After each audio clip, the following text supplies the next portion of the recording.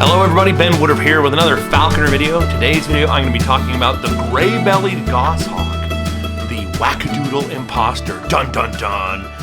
Very strange bird. Before we do, if you haven't already, if you could hit subscribe to my channel, I very much appreciate it. Very much helps me keeping this channel up and going. Now in falconry, I grew up in a time before the internet, the 1900s, and so there was a lot of books was kind of where you got your information, and it was hard to find falconry books. So a lot of times there was book information that was just in general. Like this is like my Bible right here. It's a Eagles, Hawks, and Falcons of the World by Brown and Amadon. It's a huge stinking book, and it's really a foundation for so many other books that came out. But I love raptors. It's not just falconry.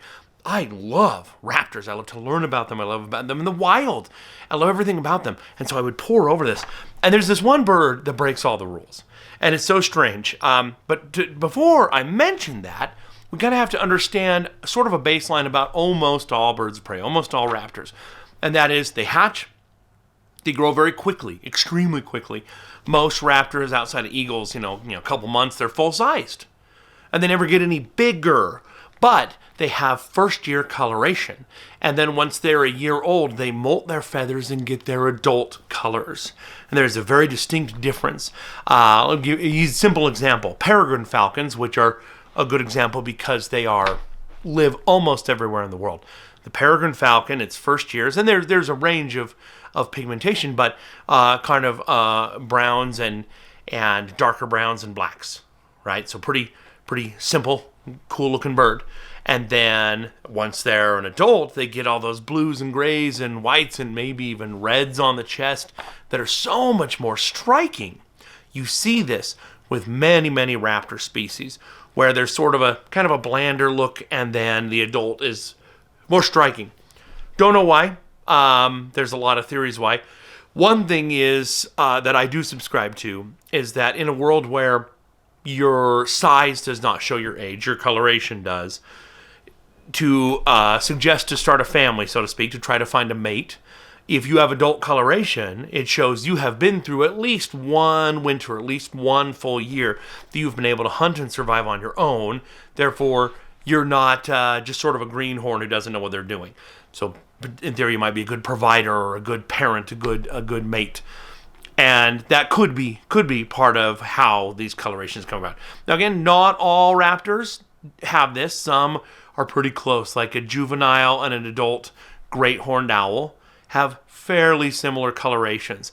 Same thing, American kestrels, prairie falcons, there is a difference from first year to adult, but it's not dramatic to our eyes. Maybe the way they see it, maybe it is very dramatic, but for us, it's like, there's a little bit of a difference, but there is a difference. There is a very strange bird that we all know almost nothing about, and that is the gray-bellied goshawk of South America.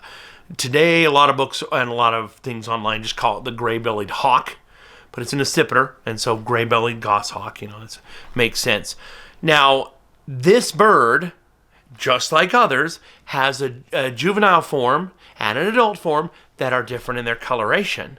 But again, normally you kind of have a drab version. This bird has the strangest thing on earth in that if you look at pictures of the first year, the juvenile bird, again and again and again, it looks like a very different species. It looks like an ornate hawk eagle. Now, an ornate hawk eagle is smaller than a golden eagle, bigger than a hawk. It's a large, hefty bird that lives in those same rainforests. But it has almost identically the same coloration, except for it has that big, long crest on the back of its head that can raise up. But other than that, a juvenile gray-bellied goshawk has identical plumage to an adult ornate hawk eagle. And then when that a gray-bellied goshawk first-year bird molts into adult, it's kind of drab. It's gray-bellied and more slaty on the back and a banded tail. It's kind of looks like a shadowy bird, but that's very incredibly different. We don't now. If you're not used to birds of prey, if you're not used to falconry, and you just have some basic knowledge, then okay, the logic is it's clearly mimicking this larger predatory bird that is higher up on the food chain, so that if other birds see it, other predatory birds see it, they'll be like, whoa, there's an ornate hawk eagle. I won't mess with it. That's sound logic. Very well could be how and why this evolutionary trait came into existence. But the weird thing is, we don't see that at all with any other raptor. We don't have any other raptor where it's like, oh, the peregrine falcon is a first-year bird, looks like a golden eagle. You don't have anything like that. It's strange. It's unusual. And very unique. So unique, in fact, that it should be touted more often because it's such a unique instance of you have that in nature all the time with other taxons. You have things like monarch butterflies are poisonous to eat, and so there's a lot of other species of butterfly who try to mimic the colors and patterns of a monarch. It's a common thing. We understand that, but it is not common in raptors. This is the only instance I can think of where very directly this bird looks like an entirely different species that is larger and higher up on the food chain. This bird is so stinking unknown. It is so, now this book itself, here's a quote, a field observation. Notes, almost nothing is known of the habits of this stockily built accipiter. In Misiones, where it is not particularly rare, one was observed perched at a low elevation in woods along a road. Yay, well, got a lot of information out of that. Only one nest has ever been observed and documented in the wild. That was in Brazil. And until 1961, the juvenile form and the adult form were understandably thought to be two entirely different species, until scientists in 1961 was like, wait a minute, and put two and two together, and it was, through field observations, realized, oh yeah, the juvenile form just looks like an ornate hawk eagle, and that's that. So this is just a fun video. I just wanted to point it out. I love to extend the invitation. If you've ever seen one, feel free to share on here, but it's such a stealthy, rare bird. It's probably unlikely that anybody has, but if you have, share us what you know about it. Feel free to research this species more, because it's really exciting to kind of do something like that. For me, this is escapism.